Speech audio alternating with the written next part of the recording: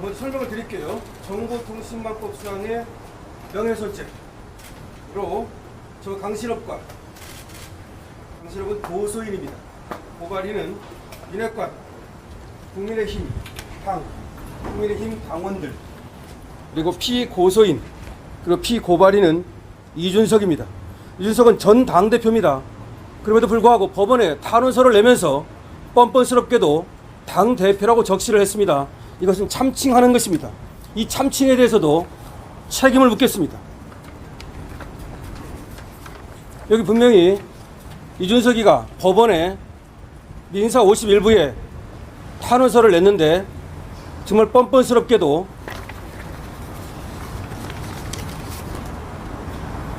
글씨냐고 정말 2022년 8월 19일 국민의힘 당대표 이준석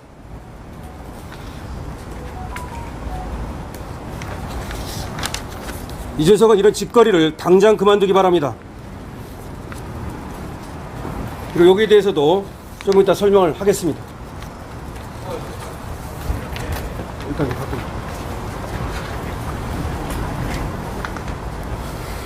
복수불반분이라는 말이 있습니다.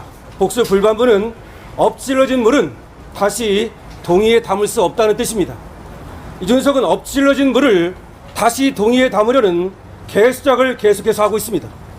그야말로 당대표를 지냈다는 자가 자당을 위해서 연쇄 방화범과 같은 짓을 계속하고 있고, 그리고 자당을 향해서 계속해서 기관총을 난사하고 있습니다. 그야말로 아주 더러운 작태를 벌이고 있는 것이고 더러운 정치질을 계속하고 있는 것입니다. 먼저 이준석은 당내 민주주의를 언급했습니다. 그러면서 민사 51부에 제출한 여기에 보면은 판사님한테 아주 비굴하리만치 당내 민주주의 어쩌고 하면서, 그리고 윤 대통령을 신군부에 비유하는 작태를 보이면서 살아남기 위한 개수작을 계속하고 있습니다. 그런데 이러한 것은 마치 조선시대 유자광과 같은 행태입니다. 유자광은 남이를 고자질하여 죽음으로 몰아간 자입니다. 조선시대 가장 최악의 악인이며 가장 최악의 사악한 간신으로 불리는 자가 유자광입니다. 유자광은 어떻게 했느냐? 여러분들이 다 알다시피 남아20 미평국을 남아20 이득국으로 고쳐서 20살의 나라를 얻지 못하면 어찌 이를 남아라고 하겠는가? 라고 하는 그런 간신질을 해서 그야말로 16세에 장원급제를 했으며 18세에 이시의 난을 평정하고 27세에 병조판사가 되었던 남이를 죽음으로 몰아갑니다. 남이를 죽음으로 몰아간 유자광과 같은 간신이 바로 이준석이라고 단언합니다.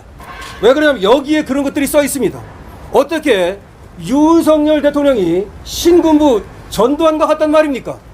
지금 자기가 살아남기 위해서 비상계엄을 선포한 전두환과 비상상황을 선포한 윤석열 대통령이 같다라고 말하고 있습니다. 윤석열 대통령이 언제 비상상황을 선포했습니까? 그것은 이준석이가 말하는 당내민주주의, 이준석은 지금 당내민주주의를 강조하고 있습니다. 당내민주주의에 의해서 전국 상임위를 거쳐서, 그리고 그 후에 의총을 거쳐서, 그리고 상임위를 거쳐서 비대위를 발족한 것입니다. 이것이야말로 민주주의인 것입니다. 어떻게 민주주의라고 하는 것이 지 멋대로 되면 민주주의고 이준석이 마음대로 안 되면 그것이 민주주의가 아닙니까? 어떻게 국민의힘이 가짜는 이준석의 당입니까? 그것은 강신업의 당이며 저도 국민의힘의 책임당원입니다. 그리고 수많은 당원들의 당이며 그리고 민초들의 당입니다. 어떻게 지가 이준석이가 물러난 상황을 봅시다. 어떻게 그따위로 뻔뻔한 작태를 벌일 수 있습니까? 이준석이가 물러난 것은 다름이 아닙니다. 아시다시피 이준석이가 징계를 받은 것은 증거인멸 교사 때문에 받은 겁니다. 성상납은 아직 징계를 받지도 않았습니다. 성상납을 하고 그것은 분명한 사실입니다. 그리고 나서 그것을 덮고자 증거인멸 교사를 벌였습니다. 그리고 이 증거인멸 교사는 김철거리가 나가서 윤리위에서 진술을 했기 때문에 윤리위원들이 사실로, 그리고 거기에 나타난 증거를 가지고 사실이라고 판단한 것입니다. 이에 의해서 이준석을 법과 절차에 따라서 그야말로 당내 민주주의에 따라서 징계를 내렸습니다. 그렇다면 그에 승복하고 그 후위를 도모하는 것이 당대표를 지낸 자로서 마땅함에도 불구하고 이것을 인정하지 아니하고 계속해서 이 사법적 리스크를 정치적 분쟁으로 비유함으로써 빠져나가려고 하는 작태를 벌이고 있는 것입니다. 이와 같이 징계를 받았습니다. 그 징계는 당내 민주주의, 이준석이가 그렇게 좋아하는 당내 민주주의에 따라서 당내 절차에 따라서 내려진 것입니다. 그런데 이준석은 이것을 지금 계속해서 부인하고 있는 거죠. 자, 그러면 당대표가 사라졌습니다. 일단 당대표가 사라지니까 당이 위기에 처했습니다. 그런 상황에서 사실은 거리로 판단했어야 함에도 불구하고 사고로 판단한 권성동의 잘못도 있습니다. 그래가지고 원내대표가 어떻게 당대표 직무대행을 같이 한단 말입니까? 6개월씩이나. 어쨌든 거기서 문제가 발생했지만 그러다 보니까 문제가 발생해서 최고위원들이 사퇴하게 됩니다. 여러분 아시다시피 최고위원들이 모두 사퇴를 해요. 이것이 비상상황이지 무엇입니까? 비상상황이 발생했으니까 이 비상상황에서는 비대위를 구성할 수 있게 되는 것입니다. 최고위가 해산되면은, 최고위가 자동적으로 해산되면은 그 다음에 비대위를 구성할 수 있게 되는 것이고, 그럼 최고위원들은 또 물러난 것입니다. 씨는 지금 당대표가 아니란 말입니다. 그럼에도 불구하고 계속해서 당대표라고 뻔뻔한 짓거리를 계속하고 있는데 여기에 대해서도 책임을 물을 것입니다. 자, 어쨌든 간에 이와 같은 상황에서 징계를 먹고 소위, 그리고 당대표를 직무 정지가 되고, 그리고 최고위가 해산됨으로써 이제 당대표에서 물러났습니다. 물러났으면 이제 그야말로 자신으로 인해서 말이죠, 당이 혼란 상태가 초래되고, 그리고 당원들에게 정말 미안한 그런 어떤 행태를 벌였다면 자숙하는 것이 맞는 것입니다. 이제까지 그 어떤 당대표도 이준석과 같은 행태를 보인 적이 없습니다. 그런데 어떻게 했습니까? 이제 자기가 살기 위한 국리를 짭니다. 이자는 언제든지 그렇게 정치를 해왔습니다. 그야말로 가장 더러운 정치를 해온 자, 조선시대 유자강처럼 더러운 정치를 해온 자가 이준석입니다. 이제는 살아남기 위해서 이제 이 사법적 리스크는 벗어날 수 없다는 것을 알고 있습니다. 사법적 리스크는 너무나 확실한 것입니다.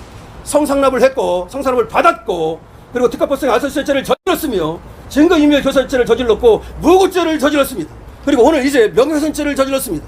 이런 것이 빠져나갈 수 없다는 사실을 알고 이제 이것을 어떻게 하면 빠져나갈까라는 국리를 짠 겁니다. 정말 조선시대 한 사람은 더 예를 들겠습니다. 이극돈이라는 자가 있습니다. 이극돈이라는 자는 무오사화를 일으키는 자입니다. 무오사화는 연산군 4년이 일어나게 되는데 김종족이 쓴 조의제문 때문에 피바람이 일어나게 됩니다. 김종족이 조의제문을 썼는데 이것은 단종을 추모하는 글입니다. 원래 지금 자당을 위해서 다른 사람들을 죽이겠다고 나서고 있는 것입니다. 오늘 이준석이가 어떤 작태를 벌였습니까? 아까도 금방 말했지만 신군부와 같다. 그래서 뭐 비상계엄을, 그러면 구태타를 일으켰단 말입니까? 그런데 이자가 또 아주 교묘한 작전을 씁니다. 이제 절대자라는 표현을 씁니다. 아니, 독재자라는 표현을 쓰고 싶었던 것이죠. 근데 그렇게는 할 수 없으니까 절대자는 뭐 신이란 말입니까? 하나님이란 말입니까? 그따위 교미한 작전을 써가지고 바로 유자강같이 사악하고 더러운 자라고 말할 수 있는 것이죠. 이렇게 이제 이런 말을 써가지고서 살살, 여기 보면은 또 판사님한테는, 이걸 여러분 잘 읽어보십시오. 판사님한테는 이 판사가 지의 목덜미를 쥐고 있다는 사실을 알고 굉장히 야비한 행태를 보입니다.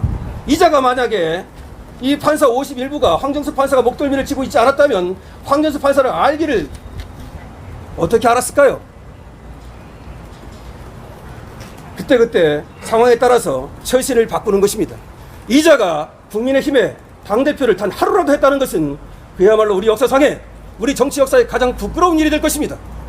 그리고 그것은 제가 기록할 것이고, 그리고 반드시 바로잡고 말 것입니다. 자, 지금 저는 명예훼손으로 고소를 하러 왔습니다. 요거에 대해서 이제 설명드리겠습니다. 이자가 어떤 또 작태를 벌였냐면 말이죠, 저하고 이제 윤핵관이라고 하는 사람들에 대해서 아주 그야말로 경천 동지할 소위 폭로라는 걸 합니다. 그게 뭐냐면 윤핵관이 수사에 개입했다. 이 수사에 개입했다는 것이 사실이라면 말이죠, 이것은 수사에 개입한 윤핵관을 반드시 적출하여 그리고 그 책임을 물어야 합니다. 삼권 분립이 엄연한 사이에서, 민주주의 사이에서 어떻게 윤핵관이 수사에 개입할 수 있단 말입니까? 그렇다면 내가 고발한 건 무엇이며 내가 김성진을 대리하고 있는 것은 무엇입니까? 그러면 강신업이가 그렇게 오랫동안 김성진을 법률 대리인 하면서 노력을 해가지고 이준석을 처벌하기 위해서 노력하고 있는데, 그리고 내가 국민을 대신하여 정의의 이름으로 무고죄로 고발을 했는데 이것을 윤핵관 따위가 자기들 마음대로 무마하려 했단 말입니까? 그리고 이준석이 지금 징계를 하기 위해서 제가 징계 청구도 다시 해놨고 윤리위가 열리고 있는데, 그럼 윤리를 무시하고 윤핵관 따위가 징계를 갖다 무마하려 했단 말입니까? 그렇다면 이준석은 그 윤핵관이 누구인지 당장 밝혀야 할 것입니다. 만약에 밝히지 않는다면 윤핵관과 이준석을 싸잡아서 고소 및 고발하겠습니다. 그러니까 이준석은 여기 책임을 질 수 있다면 수사에 개입한 윤핵관이 누구인지를 밝히기 바랍니다. 이준석은 8월 13일 날 윤핵관을 정면으로 거론했습니다. 그 순서도 그대로 말하겠습니다. 권성동 장제원, 아니 권성동 이철규 장제원, 이 순서로, 권성동 이철규 장제원 이 순서로 윤핵관을 거론했습니다. 그러면 윤핵관은 이제 특정됐습니다. 그러면 이 윤핵관이 수사에 개입했다면 이 세 사람 중에 한 사람이 개입한 것입니다. 그런데 이준석의 말을 보면은 이 중에서 이철규가 했다는 식으로 들립니다. 그렇게 식으로 들립니다. 그렇게 말하진 않았습니다. 어쨌든 윤핵관이 개입을 했다면 그 윤핵관의 누가, 아니면 전부가 누구를 통해서 어떻게 수사에 개입하려 했는지를 밝혀주기 바랍니다. 근데 저는 이것을 믿지 않습니다. 이것을 믿지 않는다는 겁니다. 그래서 그 노컷뉴스라고 하는 단 하나의 신문, 거기에서 그것도 확인되지 않은 어떤 그런 기사를 가지고 이것을 링크를 합니다. 이걸 링크를 해가지고 이제 그것을 확정된 사실로 받아들여 윤핵관이 수사에 개입했다라고 쓴 것입니다. 그리고 거기에 쓰기를 또 뭐라고 썼냐면, 영부인의 팬클럽의 전직 회장이라는 사람이 일방적으로 감옥에 있는 사람의 주장을 중개했다, 이런 식의 표현을 썼습니다. 일방적으로 감옥에 있는 사람의 주장을 중개했다. 그 한마디가 더 있는데, 그것도 분명히 얘기를 해야 되겠습니다. 한마디가 더 있어. 이거 왜냐면 중요하기 때문에. 조금만 앞으로 와달라고. 네. 네, 그럽시다. 제가 한 30분 동안 얘기를 할 겁니다. 이건 중요한 일입니다. 대한민국의 정치사회, 그리고 대한민국의 민주주의에 엄청나게 중요한 일이기 때문입니다.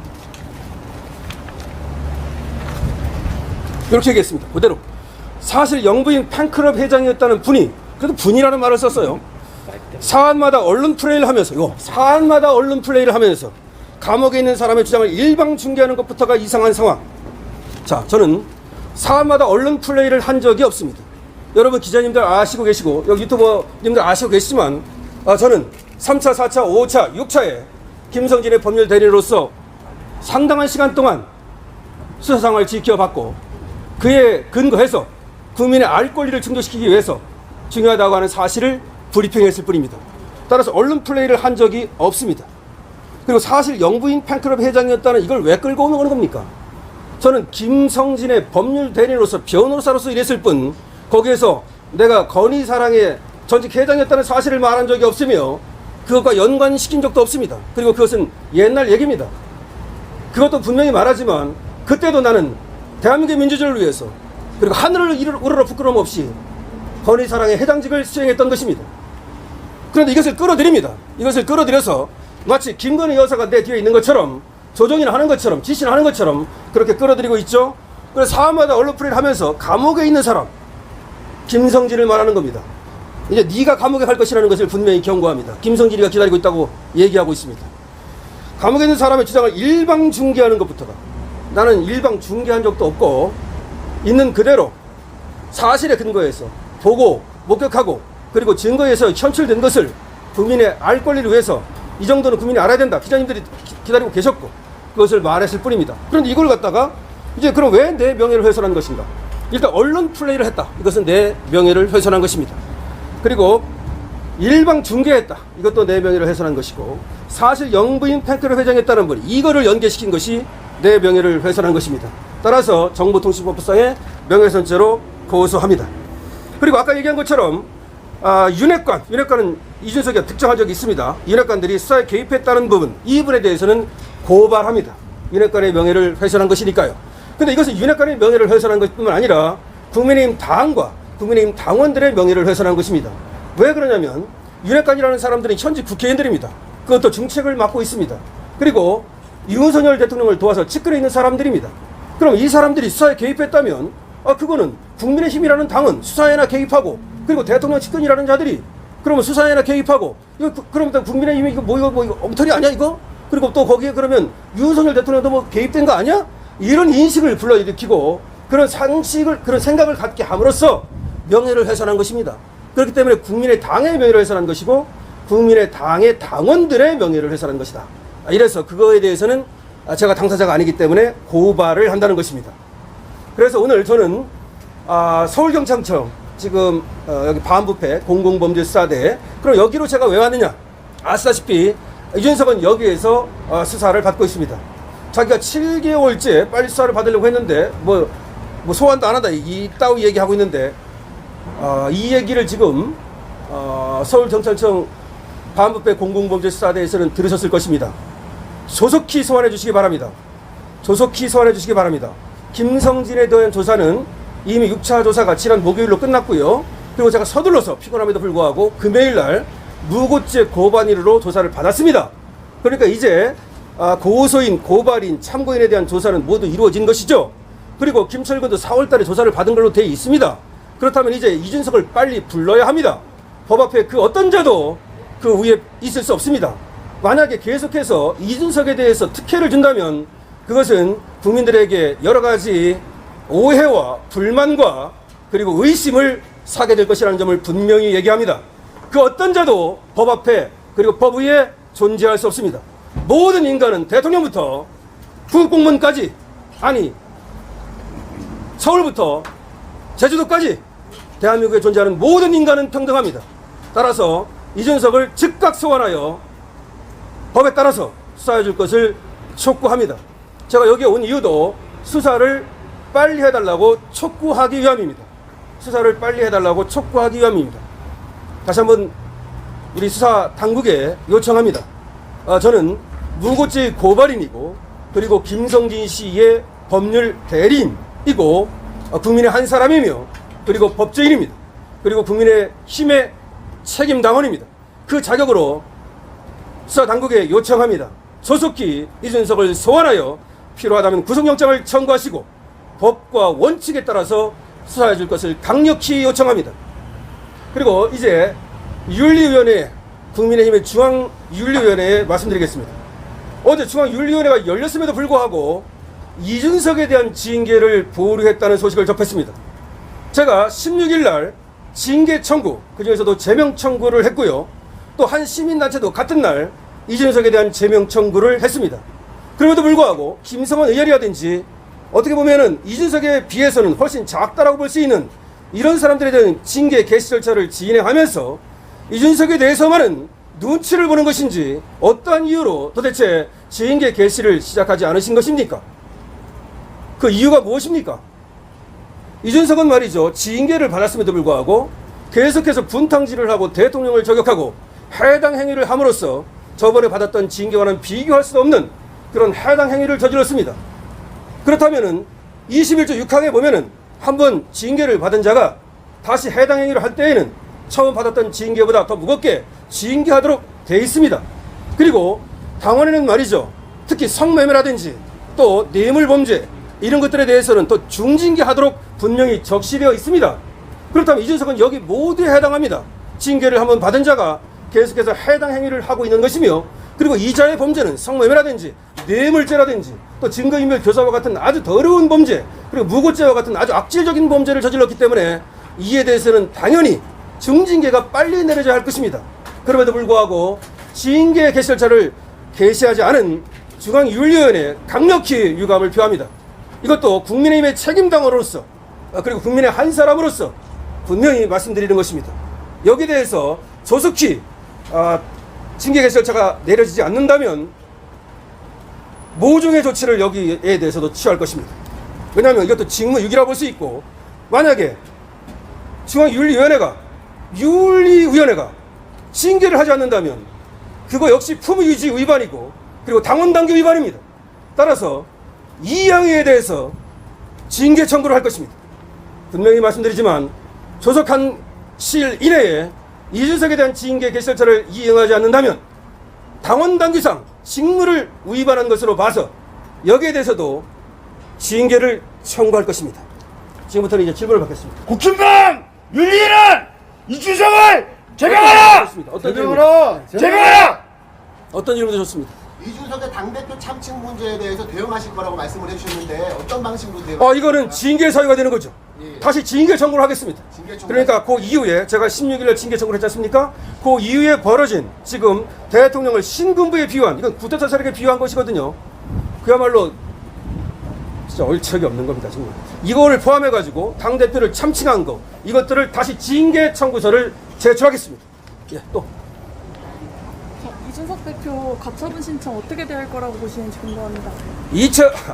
대표가 아니죠. 이준석이라고 말씀해 주십시오. 대표 아닙니다. 이준석 전 대표고 언론도 정확히 좀 써주시고, 그리고 이준석 같은 자를 계속 불러가지고 그래서 내가 방송에 안 나가고 유튜브 합니다. 강실업 유튜브 지금 많이 보고 계실 겁니다. 예. 어쨌든 간에 뭘 물었죠? 가처분 신청. 가처분 신청. 한번 생각해 봅시다. 가처분 신청이 지금 이제 징계가 이제 부당하다는 것이고, 뭐 거기에서 이제 전제는 말이죠. 그리고 후제는 뭐냐면 비대위로 의결한 것이 잘못됐다는 거예요. 쉽게 말씀드리면. 그래서 최고 의결이 잘못됐고, 상임 전국의 의결이 잘못됐고, 전국의 의결이 잘못됐고, 그래서 주호영 비대위원장 임명이 잘못됐다는 거예요. 네 개를 다투는 거예요. 정확하게 말하면 뭐가 잘못됐습니까? 뭐가 잘못됐어요? 비상 상황이 발생해서 그에 따라서 절차에 따라서, 절차라는 게 뭐예요? 당원들의 의사가 절차 아니겠습니까? 그에 따라서 비대위를 발족시켰는데 그것이 그 가처분 사유가 됩니까? 뭐 어쨌든 법원에 사는 일이기 때문에 이 정도 얘기하겠습니다. 네. 만약에 법원의 판결이 나온다면, 그리고 법원의 판결이 이상하게 나온다면 그에 대해서 기자회견을 하겠습니다. 네, 또. 수사 관련해서 여쭤보고 싶은데요. 그 마지막 그 조사 때, 김성진 조사 때 이제 그 최태원 회장을 언급하면서 오히려 포괄일제를 적용하기 힘든 거 아니냐는 일각의 시선이 있는데, 이에 대해서는 어떻게 그건 생각하십니까? 법원이 판단할 일입니다. 수사기관이 판단할 일이고, 하지만 포괄일제라고 하는 것이, 연속범이라고 하는 것이 뭐 그 목적의 어떤 일관성 내지는 뭐 이런 것들이 있어야 되는데, 그렇게 볼 수는 있습니다. 그 앞에 거하고 뒤에 게 단절된다, 뭐 이렇게 볼 수는 있는데, 그가 단절된다 하더라도 그 뒤에 건도 성립할 수 있는 것이거든요. 그 뒤에부터. 뭐 그래서 그거는 또 이제 그거를 또 전체적으로 크게 보면 말이죠. 포괄이기 때문에 박근혜 대통령과 또 최태원 회장 그 관계를 하나의 전체로 볼 수 있어서 지금 거기에 대해서는 제가 답변하지 않겠습니다. 어쨌든 큰 문제는 없을 것으로 봅니다. 그리고 증거인멸 교사와 무고죄가 또 빼박이기 때문에 이것이 전제가 성상납입니다. 즉 고구마 줄거리처럼 하나로 이어져 있는 겁니다. 그래서 뭐 전체 그에 대한 처벌을 받게 될 것이다. 설사 일부가 뭐 공소시효라는 문제로, 공소시효는 기술적인 문제입니다. 그러니까 공소시효가 지나서 처벌을 못 받는다, 그러니까 나는 무죄야, 그것이 아니라 그것은 기술적인 문제라고 말씀드리지 않습니까? 따라서 이 사실만 확정된다면, 그리고 설사 공소시효가 지났다 하더라도 수사기관에서는 적시를 할 겁니다. 사실관계를 모두 적시하고 다만 공소시효 때문에 이렇게 얘기할 겁니다. 그렇다면 사실관계가 확정되는 순간 정치인은 그것으로서 죽는 겁니다. 더 이상 말할 필요 없습니다. 네, 그 다음에 만약에 그런 사실관계가 있음에도 불구하고 공소시효가 지났다는 이유로 그런 정치인이 살아남는다면 대한민국의 정치인은 50년, 100년 후퇴할 것입니다. 그래서 결국은 유자관 같은 자가, 이극돈 같은 자가 다시 나타나 이 정계를 흐트러지게 만들 것입니다. 절대 그런 일은 있을 수 없습니다. 제가 맡겠습니다. 그리고 제 국민들과 함께 제가 반드시 맡겠습니다. 네. 또 있습니다. 자, 당대표 자격을 참칭하고 있는 이준석이 최근 언론 인터뷰에서 자신을 검투사에 빗대고 윤석열 대통령을 비겁한 황제에 빗댔는데 거기에 대해서는 어떤 생각이 갖고 계십니까? 그 영화를 보신 분들은 막시무스가 얼마나 훌륭한 사람입니까? 막시무스는 자기를 위해서,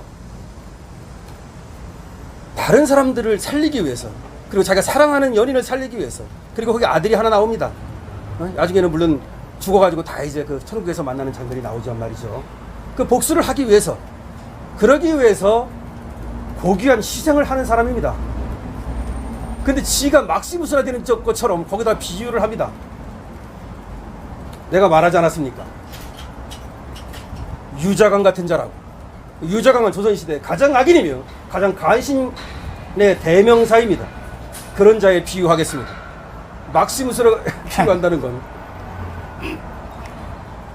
글래디에이터 영화죠? 예, 글래디에이터를 오늘 가서 다시 한번 보시기 바랍니다. 글래디에이터를 내가 굉장히 좋아합니다. 굉장히 좋아하는 영화인데. 네, 어쨌든 또 질문 있으면 하십시오. 저도 그 글래디에이터를 다시 한번 봐야겠습니다. 예? 검투사가 정도 용기와 검투사와 같은 그런 어떤 정의와 이런 게 있다면 얼마나 좋겠습니까, 이준석에게. 하여튼 뭐, 또 질문 있으면 하십시오. 추가 질문 없는 것 같아서 예, 이 정도로 예, 마무리하겠습니다. 고맙습니다. 예.